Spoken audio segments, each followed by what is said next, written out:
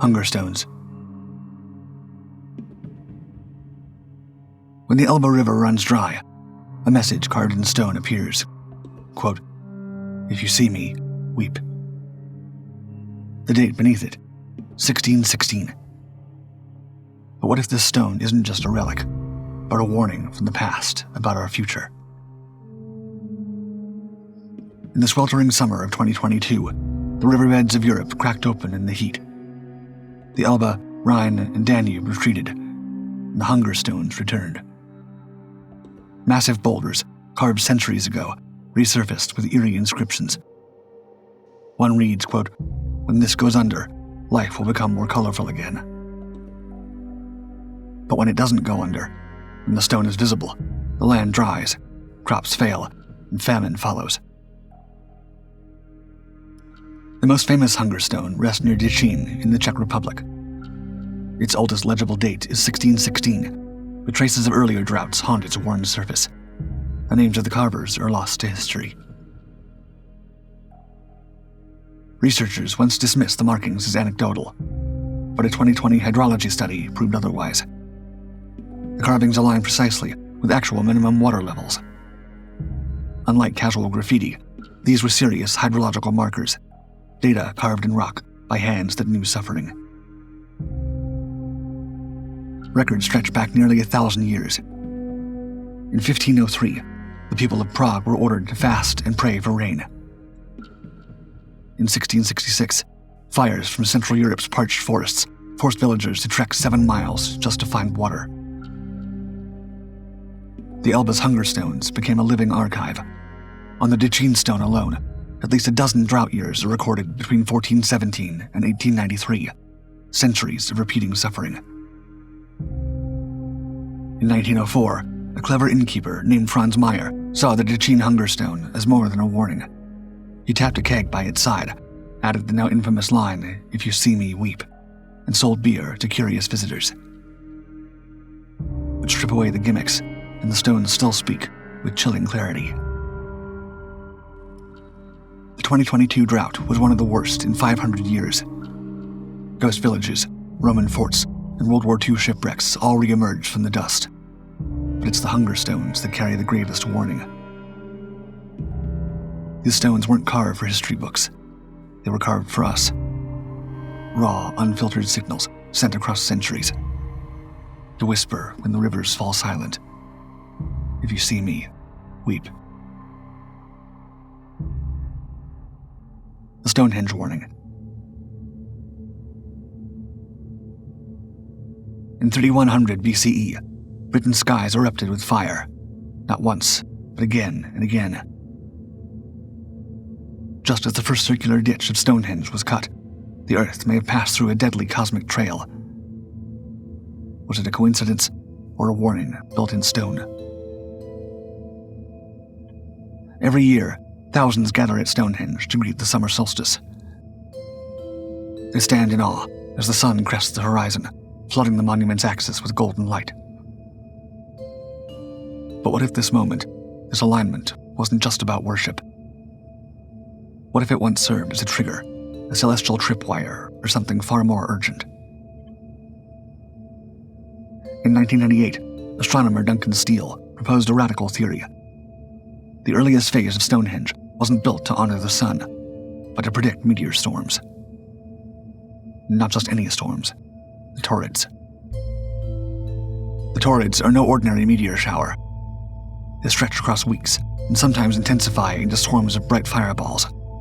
Their source of a disintegrating comet, Comet Encke, still orbiting the sun today. And the danger isn't abstract. In 1908, the Tunguska airburst over Siberia flattened roughly 830 square miles of forest. Some researchers have hypothesized that Tunguska was caused by a fragment from the torrid Encke complex. Steele's model traces the Earth's orbit back thousands of years, revealing windows of danger. Around 3500 BCE, and again near 3100, our planet likely crossed dense pockets of Encke's trail. That timing is exact. Those are the same centuries when Neolithic builders constructed the Kursus, a massive ancient earthwork located just north of Stonehenge, and the first bank and ditch of Stonehenge 1. Coincidence or cause? Steele goes further. He simulated the radiant, the point in the sky from which torrid meteors appear to shoot. Around 3100 BCE, that radiant sat just north of the midsummer sunrise. Meaning if you built a monument aimed at the solstice, you also aimed at the warning flare of a coming meteor storm. Stonehenge becomes a compass, a sky calendar, a cosmic alarm clock. This wasn't about knowing the hour. It was about knowing the year. Steele suggests the ancients watched for patterns, stormy Junes followed by calm stretches, predictable rhythms within chaos. If fire fell from the sky every few decades, you'd build a monument to remember. You'd build to survive. Even dust mattered. Fine particles in the comet trail could veil the sun, cooling the land, ruining crops. In that case, dim skies became just as deadly as fire. Critics call it speculative. Archaeologists warn, don't mistake alignment for intent. But this theory is testable. Steele points to orbital data, tree-ring anomalies, and even Ice Age legends that speak of, quote, fire serpents and sunless summers. Was Stonehenge the world's first planetary defense project? The monument endures, half ruin, half riddle. Perhaps its stones whisper a message carved in sky cycles and catastrophe. Watch the heavens, count the days. The stars remember what we fear to forget. The War Scroll. Buried for nearly 2,000 years in a desert cave by the Dead Sea was a scroll so strange, so vividly violent, that some scholars believe it was a blueprint for the end of the world. Not a metaphor, not a parable, a manual. With detailed battle formations, trumpet commands, and even the day-by-day choreography of Armageddon. They called it the War of the Sons of Light against the Sons of Darkness, and its true purpose may have been not to describe the past, but to warn the future. In 1947, a Bedouin shepherd stumbled upon a hidden cave near Qumran. What he found would shatter our understanding of ancient Judaism and early Christianity. Thousands of fragments, now known as the Dead Sea Scrolls. Among them, Scroll 1QM, or simply the War Scroll, a 19-column battle plan, unlike anything else from the ancient world. It lays out a final conflict between the forces of light, Levi, Judah, Benjamin, and a mysterious group called the Yahad, against the Sons of Darkness, led by Rome.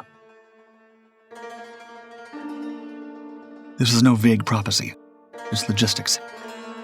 The War Scroll describes 40 years of combat, including a decisive 7-stage battle where the outcome hinges on divine intervention. The first 6 engagements end in a 3-3 stalemate. Then, in the 7th, the great hand of God intervenes, annihilating the forces of Belial, Satan, and all his angelic hosts. There are instructions for battle trumpets, war banners, infantry units divided into thousands, hundreds, 50s, and 10s. Even the priests have roles, offering specific prayers before each clash. Is this ancient sci-fi, or a historical relic of rebellion? Some scholars say the Essenes, an apocalyptic sect that rejected Jerusalem's priesthood, wrote the scroll as a spiritual vision of divine justice. Others believe it may have been a coded military plan, forged under the shadow of Roman occupation. And curiously, the War Scroll uses the plural form, messiahs, not just one savior, but possibly 2. A warrior and a priest, foreshadowing tensions in early Christianity. Who wrote the War Scroll? Why hide it in the cliffs above the Dead Sea? Was it a forgotten fantasy of fanatics, or a prophecy still waiting to be fulfilled? One thing is clear. The War Scroll is not just a relic. It's a warning. And maybe, just maybe, it wasn't meant for its own time, but for ours. Tsunami stones. In 2011, a wall of water 127 feet high slammed into Japan's coast. Almost every coastal village was destroyed, except one. Aniyoshi survived because of a single stone. Carved more than a century earlier, it warns, quote, "High dwellings are the peace and harmony of our descendants. Remember the calamity of the great tsunamis. Do not build any homes below this point." The villagers obeyed. When the tsunami came, the wave stopped 300 feet away from that line. Every home stood. Every life was saved. They call them tsunami stones, hundreds of carved slabs rising from Japan's northeastern coast. Some are 10 feet tall, others no larger than a gravestone. Each bears a message from ancestors who watched the sea erase their world. Some are urgent commands: run to high ground after an earthquake. Others mark death tolls or mass graves.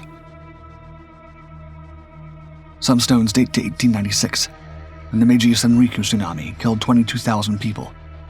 Others reach back to 869 AD, when the Jogan tsunami hurled sand miles inland. For centuries, survivors rebuilt higher, then carved warnings for those who would forget, because forgetting is what kills. But in modern Japan, confidence in concrete, seawalls, warning systems, sensors, slowly eclipsed ancestral memory. Coastal towns swelled. The stones, often dismissed as relics, were forgotten.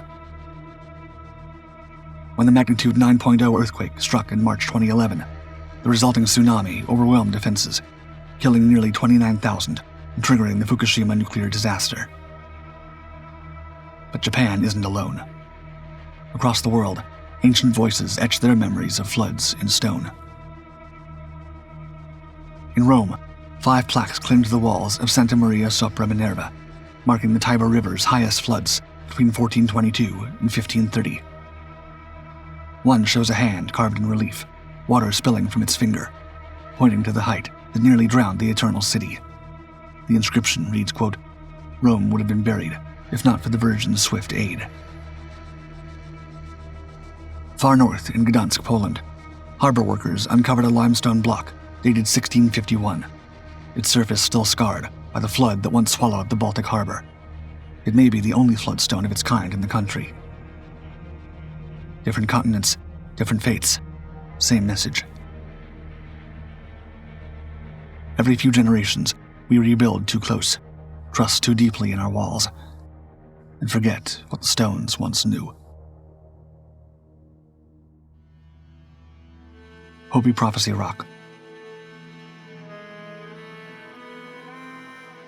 Near the ancient village of Oribe, Arizona, the sandstone wall holds a stark diagram of human choice. Lines and figures march across the panel, some rising, some falling, the story cut into stone. Many today call it Prophecy Rock. Hopi elders have used this image to teach that humanity stands at a crossroads. One path runs low and straight, the way of the one-hearted, who keep faith with the instructions for living. Ceremony, corn, sun, and humility before the land. The other path climbs upward, jagged and broken, the way of the two-hearted, who chase power and forget their covenant. That line ends in the air, unfinished. The Hopi say this is where we are now. For generations, their teachings have spoken of 4 worlds, cycles of creation and collapse. The first perished by fire, the second by ice, the third by flood. Each time, people lost balance with nature and with one another. We inhabit the 4th world, and the signs of imbalance are already here. Over the last century, older metaphors have been connected to modern times. A gourd of ashes falling from the sky, the atomic bomb. Snakes of iron crossing the land, railways. A giant spider web stretching across the earth, telephone lines, or perhaps the internet itself. And finally, a dwelling place in the heavens that will fall, the blue star Kachina, the final sign before purification. Perhaps a spacecraft or a destructive comet. At the base stands a guardian figure, often identified as Masa, spirit of death and earth, hand set toward the lower road, as if to say, this is the way that continues. Skeptics say these prophecies were shaped by modern fears, retold through the lens of war and nuclear fire. But the rock itself cannot be dismissed. Its lines are older than the asphalt roads that now cut through the desert. Standing before it at sunrise, you can see the straight path aligned with the solstice dawn. A reminder carved in stone. 2 paths, 1 choice. Which are we walking now? Which of these ancient warnings should we heed for our future? Let me know in the comments. As always, thank you for watching Dark 5. Like and subscribe to continue exploring the greatest mysteries of this world and beyond.